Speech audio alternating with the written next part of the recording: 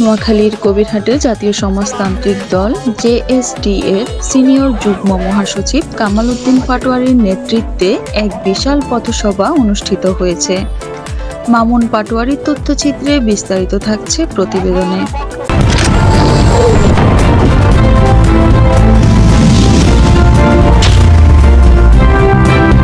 আপনারা দেখছেন জাতীয় দৈনিক লাখকণ্ঠ। শনিবার 22 ফেব্রুয়ারি বাদ আসর কবিরহাট হাই স্কুলের সামনে থেকে মিছিল বের হয়ে বাজারের বিভিন্ন সড়ক প্রদক্ষিণ করে জিরো পয়েন্টে সমবেত হয়।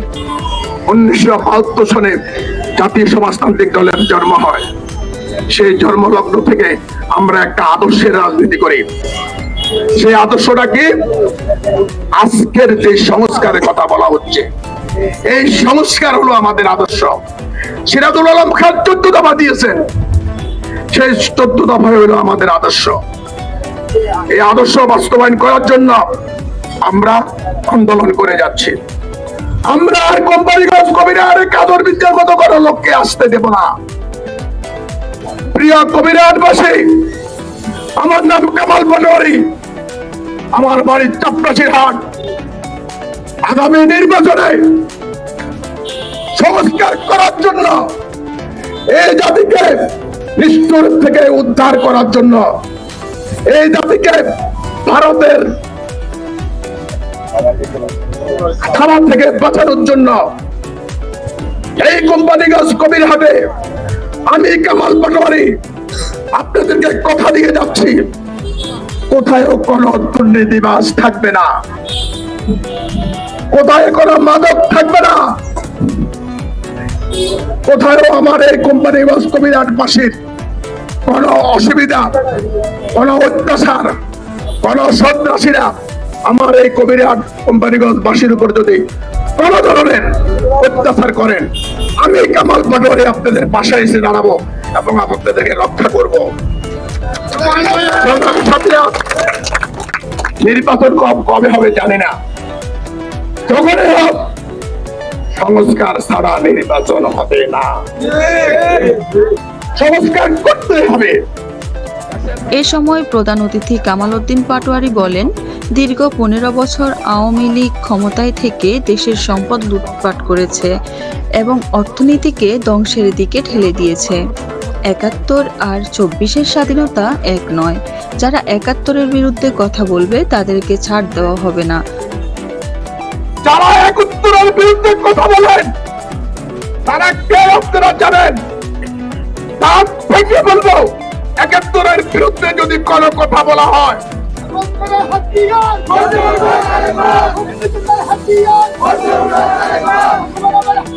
সংগ্রামী সাথীরা, আমরা জানি 1971 সালে আমরা এই স্বাধীন ভূখণ্ডটুকে পূর্ব পাকিস্তানের হাত থেকে উদ্ধার করার জন্য আমরা এই ভূখণ্ডটা আমরা 30 লক্ষ শহীদের রক্তের বিনিময়, 3 লক্ষ মা বোনের ইজ্জতের বিনিময় আমরা এই দেশটা 9 মাসের মধ্যে স্বাধীন করেছিলাম। সংগ্রামী সাথীরা, এই স্বাধীন দেশে আমরা এখন পরাধীনের মতো আছি। গত 15 বছর আমরা পরাধীন হয়ে গিয়েছিলাম। হাসিনা 15 বছর এই জাতিকে ধূলিসাৎ করে দিয়ে এই দেশের টাকা পয়সা হতে আরম্ভ করে, ধন দৌলত হতে আরম্ভ করে সব বিদেশে পাচার করে নিয়ে গিয়েছেন। পথসভায় স্থানীয় নেতাকর্মীরা দলকে সুসংগঠিত করার অঙ্গীকার করেন এবং বিভিন্ন এলাকা থেকে কর্মীরা অংশগ্রহণ করেন। বক্তারা কামাল উদ্দিন পাটোয়ারীকে আগামী জাতীয় সংসদ নির্বাচনে নোয়াখালী 5 আসনে প্রার্থী হিসেবে দেখতে চান বলে মত প্রকাশ করেন।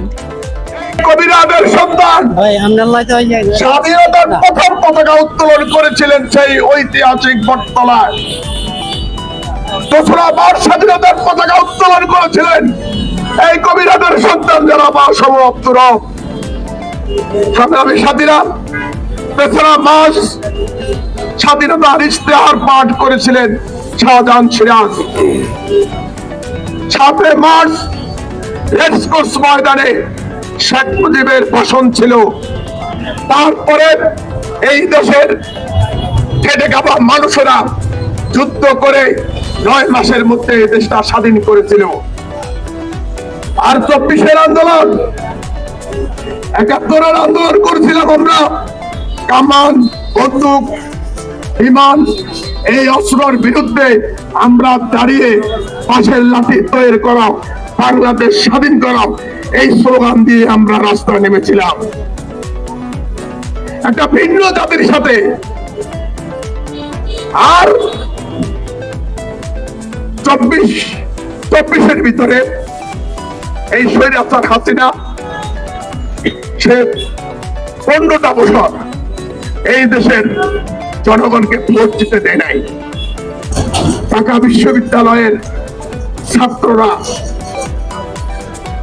এই ছাত্রদের বুকের রক্ত রাস্তায় ঢেলে দিয়ে, বুক পাতিয়ে গুলি দিয়ে, আবু সাহেদ মুগ্ধরা বুক পাতিয়ে গুলি দিয়ে এই দেশটাকে পরাধীন থেকে রক্ষা করেছে। হাসিনা এই জাতিকে পরাধীন করতেছিল, ইন্ডিয়ার অঙ্গরাজ্য করতেছিল।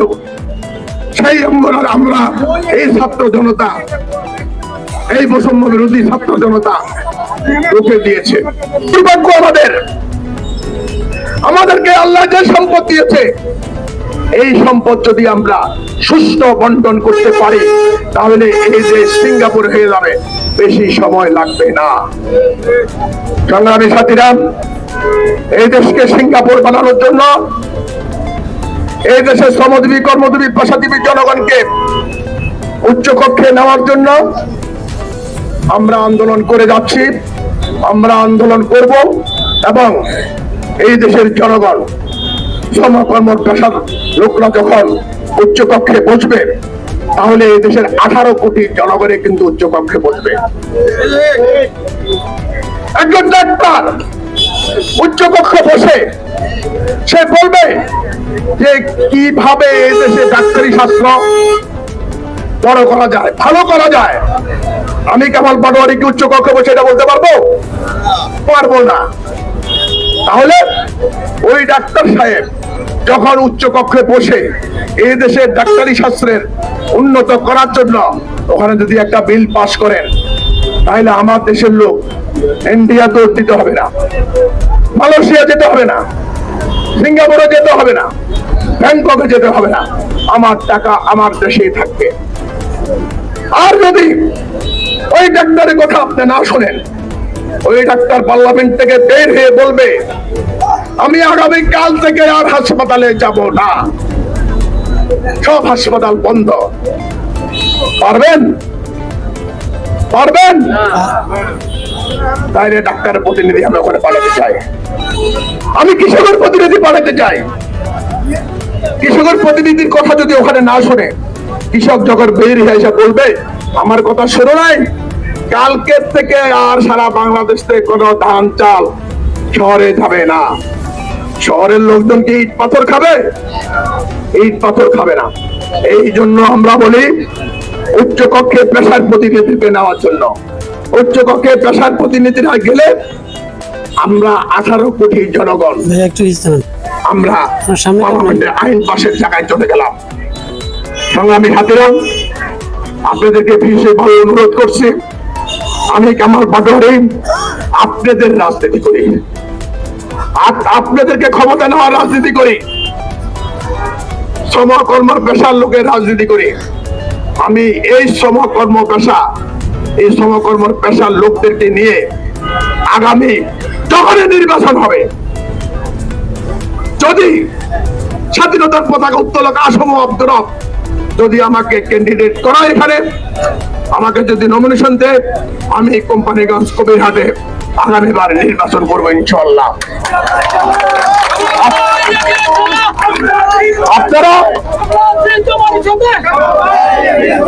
আপনারা যদি আমাকে সহযোগিতা করেন, আমি আপনাদের রাজনীতি করি, এই দোকানদারদের রাজনীতি করি, আমি সাংবাদিকদের রাজনীতি করি, আমি কৃষকের রাজনীতি করি, আমি রিক্সাওয়ালার রাজনীতি করি, আমি বাস ড্রাইভারদের রাজনীতি করি, আমি এদেরকে পার্লামেন্টে নিতে চাই।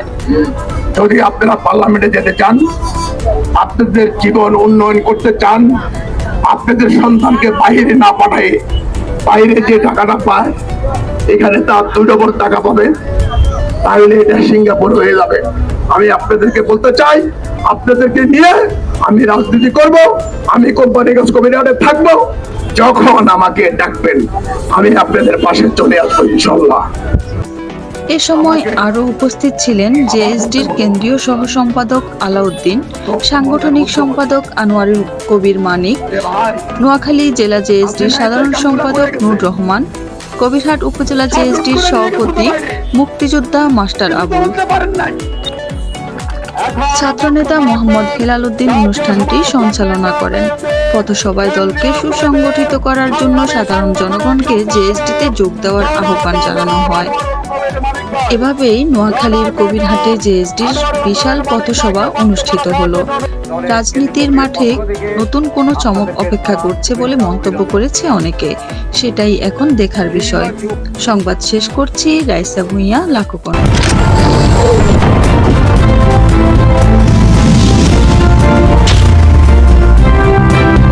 আপনারা দেখছেন জাতীয় দৈনিক লাখো কণ্ঠ।